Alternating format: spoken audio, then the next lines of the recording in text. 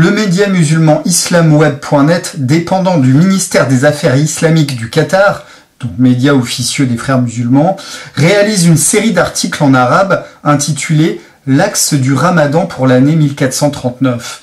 C'était l'année 2018 quand cet article a été publié.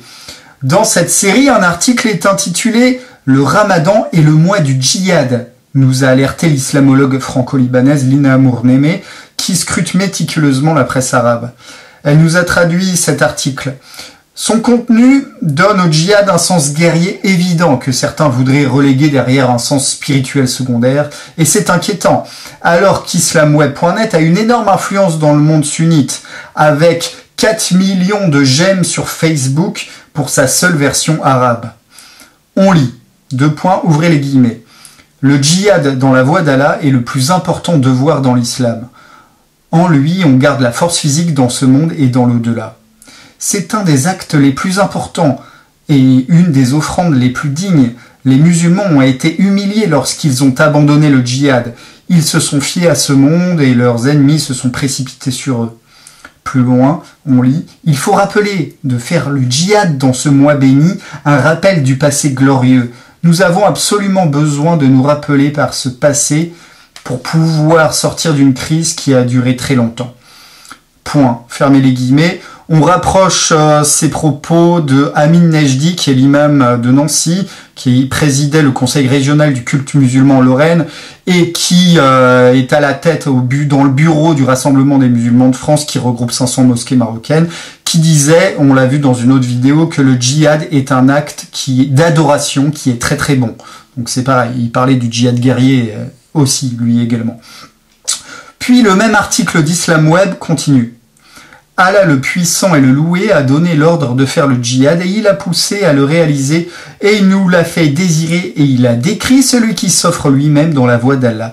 Il l'a décrit comme quelqu'un qui vend son âme à Allah. Ah, quel bonheur que cette vente, puisque Allah a dit « Allah achète aux croyants leurs âmes et leurs biens pour qu'ils aient le paradis, le jardin du paradis, pardon. Ils combattent dans le sentier d'Allah, ils tuent et sont tués. » Promesse d'Allah dans la Torah, l'Évangile et dans le Coran, et qui mieux que Allah tient son engagement. Réjouissez-vous du marché conclu, un succès sans borne.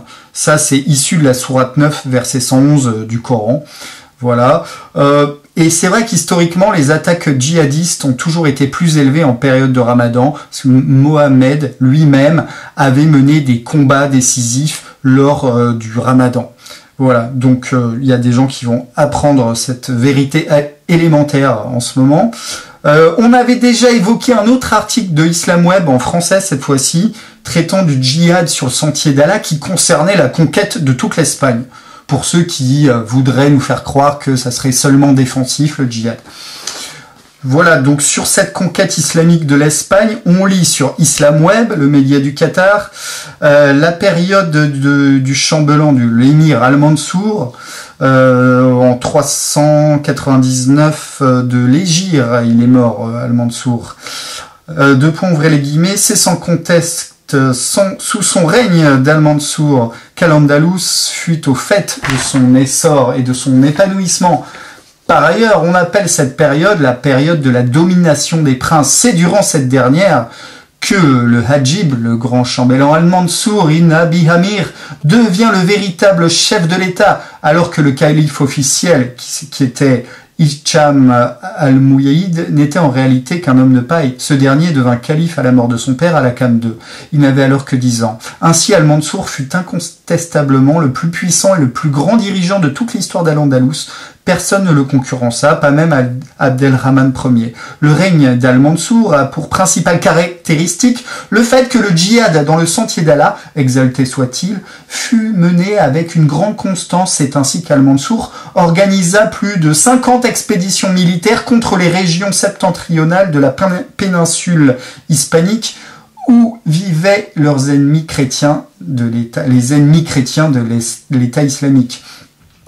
Il faut noter que lors de ces expéditions, les musulmans ne furent jamais défaits. Lors de ces dernières, les troupes d'Al-Mansour prirent notamment la ville de Barcelone. De plus, ces expéditions permirent à Al-Mansour de dominer la totalité d'Al-Andalus pour la première fois depuis la conquête. Fermez les guillemets.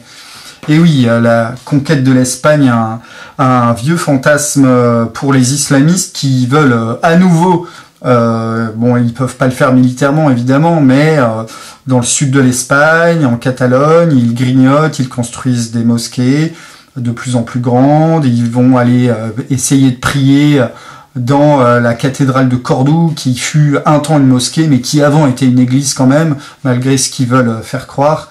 Elle n'a pas toujours été une mosquée.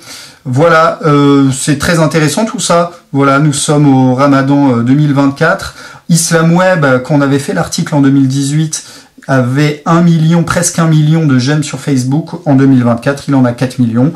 Rappelons que l'État français, avec le Qatar, a d'excellentes relations, qu'il souhaite un investissement du Qatar de 10 milliards d'euros ces prochaines années, afin de prendre parfois malheureusement le contrôle stratégique d'entreprises. Ils vont mettre un pied dans certaines grandes entreprises françaises.